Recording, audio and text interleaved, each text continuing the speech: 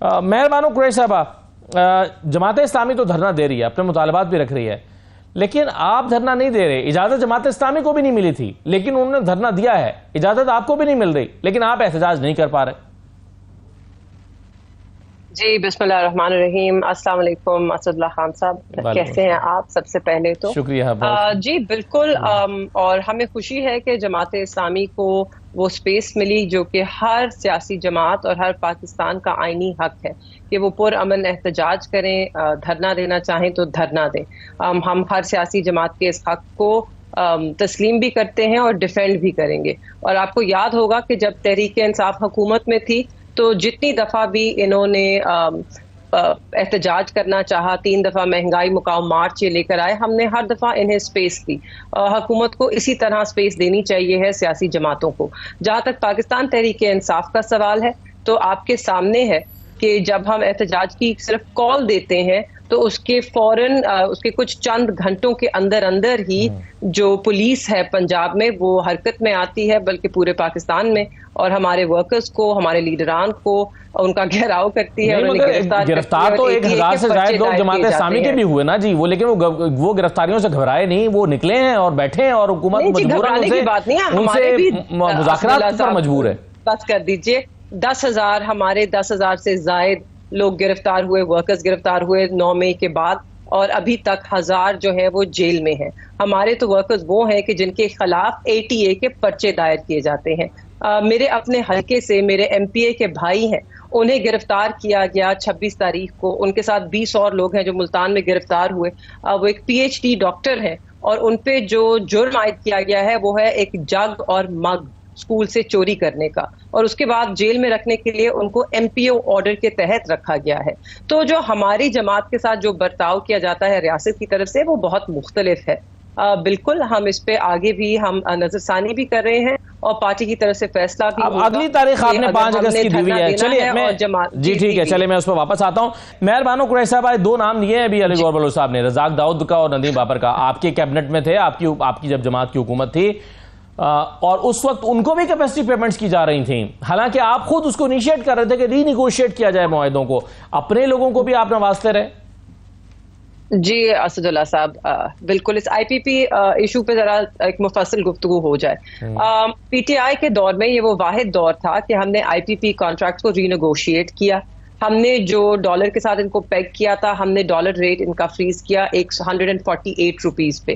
اگر ہم نے وہ نہ کیا ہوتا تو آج آپ کوئی لگ بھگ 300 کے قریب فی یونٹ اس کا ادائیگی کر رہے ہوتے. آپ کیا بات کر رہی ہیں؟ ابھی کل اویس زغاری صاحب نے کہا ہے، نہیں سنیں نا، اویس زغاری صاحب نے کل کہا ہے، لیٹ می فنش،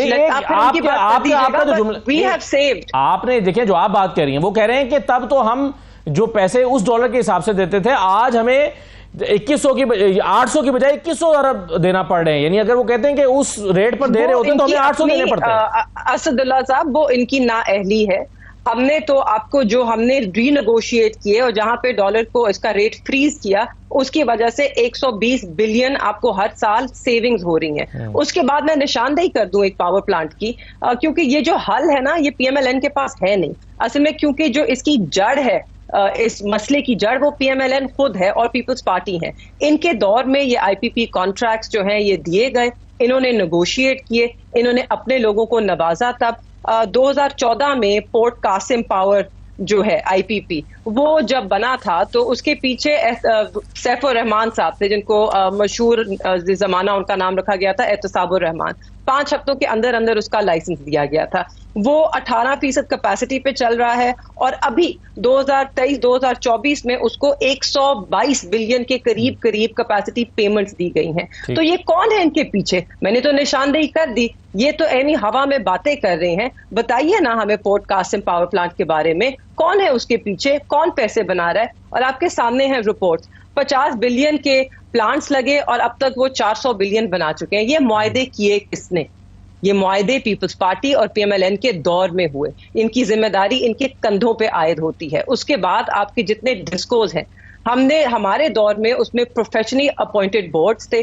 یہ جب PDM-1 کی حکومت آئی انہوں نے اس کو اپنے سیاسی چمچوں سے بھر دیا. اب اس کو چینج کرنے کی کوشش کر رہے ہیں. ہم نے پروفیشنلائز کرنے کی کوشش کی, ہم بہتری کی طرف لے کر جا رہے تھے. یہ پھر وہی پرانے گھسے پٹے اپنے لوگوں کو نوازنے کے لیے لوگوں کو بورڈز پہ لے کر آئے, بٹھا بٹھا دیا انہوں نے ملک کا. ان کے پاس کوئی حل نہیں ہے, کوئی سولوشن نہیں ہے, کیونکہ یہ خود اس سے فائدہ اٹھا رہے ہیں. اور بالکل بات درست ہے, سارا بوجھ اب ملبہ IMF پہ ڈالا جا رہا ہے, حالانکہ ان کے کندھوں پہ آتا ہے یہ سارا ملبہ. مہربانوں قریشی صاحبہ, یہ دیکھیں 60 روپے کا اگر یونٹ ہے 16 روپے کم ہو جائیں تو ایون دین یہ آج لوگوں کی کیپیسٹی نہیں ہے کہ وہ یہ پیمنٹ کر سکیں. بالکل, آپ بالکل درست فرما رہے ہیں, مگر اگر آپ کمپیئر کریں نا, ہماری جو کاسٹ آف پروڈیوسنگ الیکٹریسٹی ہے وہ ریجن میں سب سے کم ہے, مگر بک اتنی مہنگی اس لیے رہی ہے کیونکہ اس کے اندر آپ کے ٹرانسمیشن ایشو لائنز کے ایشوز ہیں, آپ کی چوری کے ایشوز ہیں, اور پھر آپ کی کیپیسٹی پیمنٹس کے ایشوز ہیں. اس کے اوپر کوئی کام نہیں ہوا ہے, اور جس طرح ایفیشنسی لانی چاہیے ہمیں اپنے پاور سیکٹر میں, بدقسمتی سے وہ نہیں آئی ہے. اس کا ایک بہت بہترین سولوشن ہے کہ آپ ڈسکوز کو پرائیویٹائزیشن کی طرف لے کے جائیں, نیشنلائزیشن کی طرف نہیں. اس کے بعد آپ اس بات پر آ جاتے ہیں, ہم اپنی ذمہ داری جو ہماری غلطیاں تسلیم کرتے ہیں, مگر علی گوہر صاحب سے یہ پوچھیں کہ یہ جو پیپلز پارٹی اور PMLN 3 بار حکومت میں آ چکی ہے, جو انہوں نے معاہدے کیے ہیں جس کی وجہ سے ہمیں یہ سب بھگتنا پڑ رہا ہے, کیا یہ وہ اس کی ذمہ داری قبول کرتے ہیں؟ آپ نے دیکھا ہوگا کل قصور میں ایک عورت نے خود, کیونکہ ان کو بجلی کا بل بھی بھرنا تھا اور اپنی صحت کے ان کا علاج ہو رہا تھا, تو یہ صحت کارڈ کس نے بند کیا؟ آپریشن کے لیے پیسے جمع کیے تھے. صحت کارڈ جیسی سہولت جب تک پاکستانیوں کے پاس تھی تو ان کے پاس ایک ریلیف تھی. ان کو یہ پتا تھا کہ اگر ہمارے گھر میں کوئی بیماری یا اس طرح کچھ آ جائے تو ریاست ہے وہ ہمیں سنبھال لے گی, اور اسی لیے پاکستان تحریک انصاف نے صحت کارڈ انٹروڈیوس کیا, اس کا اجرا کیا, اس کو لے کر آئے. اور یہی وہ لوگ ہیں, ان کی آڈیوز بھی آپ کو یاد ہیں کہ انہوں نے کس وجہ سے بند کیا. عوام دشمن ہیں یہ لوگ, یہ عوام سے ہمدردی نہیں رکھتے ہیں, اور آج بھی یہ صرف ملبہ دوسروں پہ ڈالنا چاہتے ہیں, یہ اپنی ذمہ داری قبول نہیں کرنا چاہتے. آج پاکستان جس نہج پہ کھڑا ہے اس کی ذمہ دار یہ ہیں.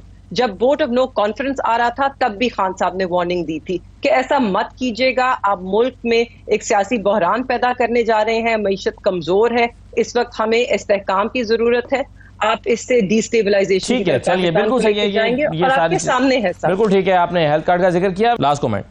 جی, ہم تو اپنے گربان میں جھانکنے کا جواز بھی رکھتے ہیں, ہمت بھی رکھتے ہیں. آپ پتہ نہیں کسی دن اپنے گربان میں جھانکیں گے تو شاید آپ کو بہت خوفناک حقائق نظر آئیں گے. جہاں تک یہ جس قسم کی باتیں کریں مجھے تو سمجھ نہیں آتی. ہم نے کسی 9 مئی کے کیس میں اسٹے آرڈرز نہیں لیے ہوئے. 9 مئی کے کیسز جہاں پر نہیں چل رہے ہیں وہ اس لیے نہیں چل رہے ہیں کیونکہ وہاں پر IOs اور پروسیکیوشن کی طرف سے ڈیلیز ہیں. جیسے کہ آپ نے خود نشاندہی کی, آج تک چارجز ہی نہیں لائے, ریکارڈ ہی نہیں جمع کرایا. خواتین جو جیلوں میں بند ہیں 9 مئی کے کیسز میں, انہیں بیل اس لیے نہیں مل رہی, وہ آج تک ریمانڈ پر ہیں کیونکہ کیس کو آگے چلنے ہی نہیں دیا جا رہا. obstruction آف جسٹس ہے جو کہ ریاست کی طرف سے ہے, اور جہاں پر کیس چل رہا ہے آپ کے سامنے اسلام آباد میں جو کیسز چلے ہیں وہاں پہ ہمارے سارے لیڈران, سارے ورکرز جو ہیں وہ باعزت بری ہوئے ہیں کیونکہ شواہد ہی نہیں موجود ہے. انہوں نے 9 مئی کا ایک جھوٹا بیانیہ بنایا ہے, جہاں ان کے پاس جواب نہیں ہوتا اس کو جواز بناتے ہیں. احمد جنجوا صاحب کے اوپر جس قسم کا مذائقہ خیز اور ایک جھوٹا کیس درج کیا گیا ہے, شرم آنی چاہیے ہے. جج صاحب خود حیران ہیں کہ اور آپ ان کو پھر منسلک کر رہے ہیں کہ وہ طالبان کے ساتھ ان کے کوئی TTP سے کنیکشنز کی آج بات ہوئی ہے. جی TTP سے کنیکشن, اور جی وہ PTI کے سینٹرل سیکریٹریٹ میں وہاں پہ جی بارودی مواد انہوں نے رکھا ہوا تھا. تو آپ تو پہلے بھی 3 دفعہ چھاپے مار چکے ہیں, آپ پہلے ہمارے دفتر میں آئے تھے, آپ نے پوری چھان بین. ٹھیک ہے, چلیے بالکل دہشت گردی کے معاملات کو سیاسی نہیں بنانا چاہیے. بہت شکریہ آپ کا.